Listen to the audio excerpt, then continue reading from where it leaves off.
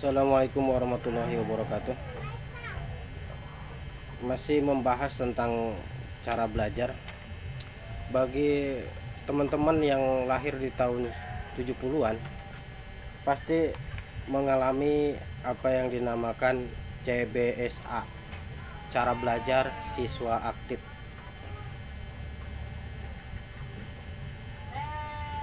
Ini merupakan model pembelajaran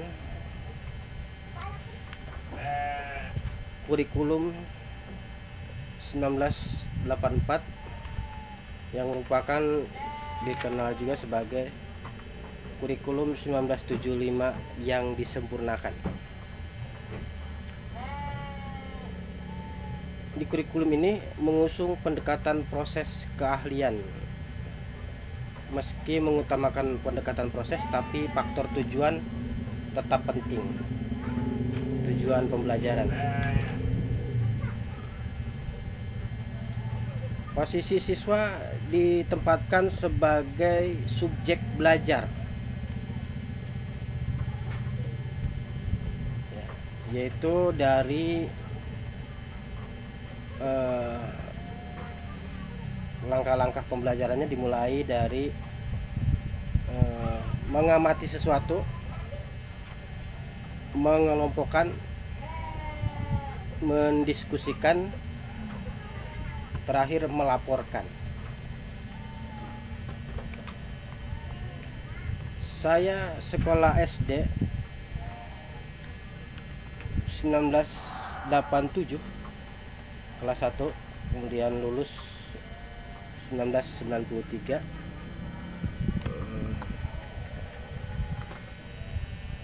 Sekolah SD negeri di kampung yang fasilitasnya terbatas. Guru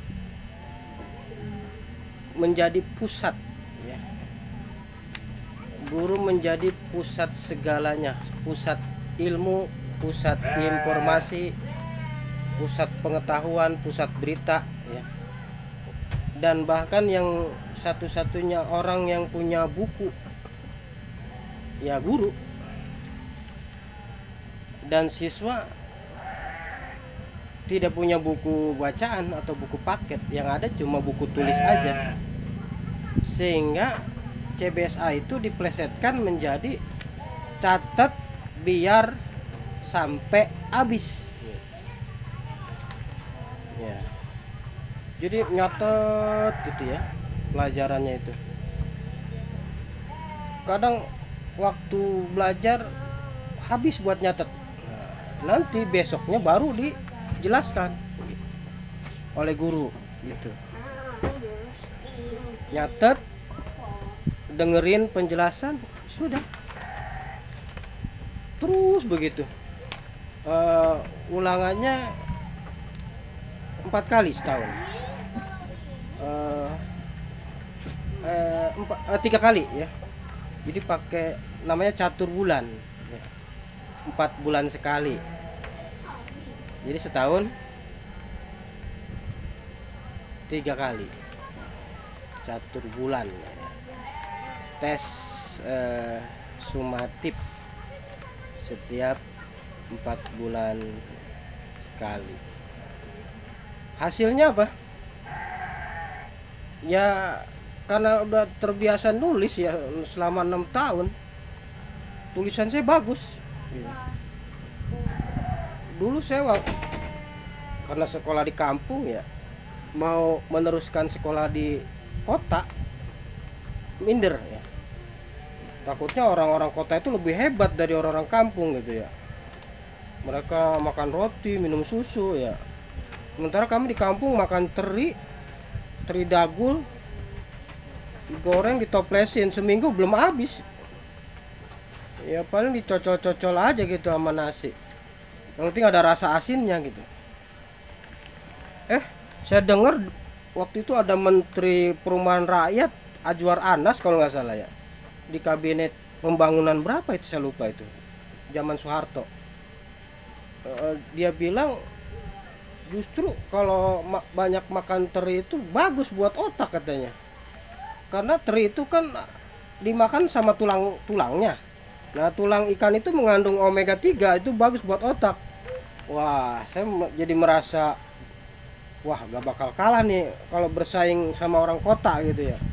Karena makanan saya teri gitu. Gitu. Nah, begitu saya sekolah di Madrasah Sanawiyah di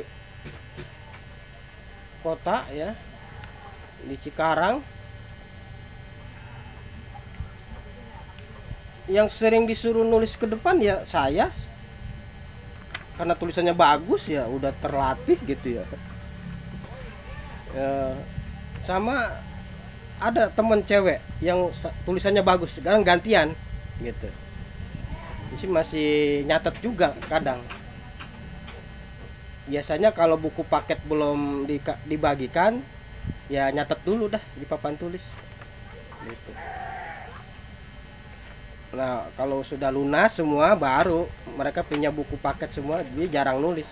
Nah, berhubung saya nggak bisa beli buku paket, saya ngandelin lungsuran warisan dari kakak kelas, ya maka kebiasaan saya menulis terus berlanjut, tapi dengan cara merangkum semua buku-buku itu saya rangkum, diaktif menulis. Urutan 4M tadi ya, mengamati sesuatu, kemudian mengelompokkannya, lalu mendiskusikannya dan melaporkannya, itu cuma ada di peraturan kurikulumnya gitu. Di kenyataannya cuma nyatet ya, kalau nggak didikte ya meniru tulisan, menyalin tulisan di papan tulis, habis itu dengerin penjelasan, udah gitu aja, mencatat dan mendengarkan gitu. Dan jarang ada yang tahu cara mencatat. Saya selain menulis yang di papan tulis, juga saya mencatat apa yang dijelaskan guru gitu. Karena lebih luas penjelasannya dari tulisan yang dari buku. Nah, biasanya guru setelah menjelaskan bertanya, menanyakan apakah tadi memperhatikan atau tidak. Berhubung saya aktif mencatat setiap kata-kata penting yang disampaikan guru, saya selalu bisa jawab gitu. Nah, bagaimana kita bisa tahu kata-kata itu penting? Nah, biasanya si guru tuh berulang-ulang kali menyebut kata tersebut gitu. Nih, jadi pembelajaran yang berpusat kepada murid sudah dimulai 1984, itu secara teorinya, dan lebih diimplementasikannya itu mulai abad 21 ya, tahun 2000 mulainya ya. Bagaimana dulu pembelajaran berpusat kepada guru, sekarang berubah pembelajaran berpusat kepada murid gitu. Yang secara konsep sudah dimulai sejak tahun 1984, yaitu melalui CBSA, cara belajar siswa aktif gitu.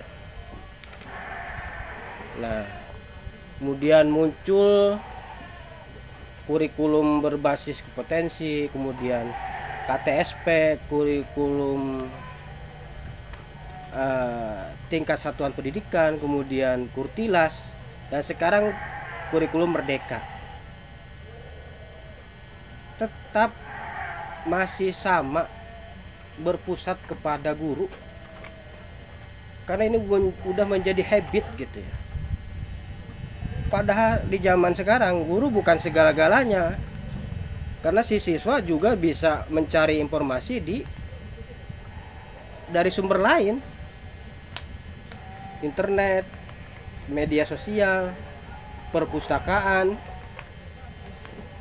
atau bertanya dengan orang yang lebih punya wawasan lebih, yang lebih tua dari dia atau pengalamannya lebih banyak. Jadi berbagai sumber. Ya cuman karena kebiasaannya tadi hanya mengambil sumber dari satu orang, ya dia cuma ngandelin belajar itu dari di saat sekolah aja. Di luar sekolah, begitu bel berbunyi, pulang sekolah, luar biasa senangnya. Selesai sudah, gitu. Jadi tidak membentuk manusia pembelajar seumur hidup. Karena pendidikan ini long life education, jadi pendidikan seumur hidup, yang mana belajar ini adalah dari mulai buayan sampai liang lahat, tanpa henti untuk belajar. Kapan kita berhenti belajar? Ya setelah kita dikubur, gitu. Itu berhenti belajar. Oke, demikian dari saya, semoga bermanfaat. Wassalamualaikum warahmatullahi wabarakatuh.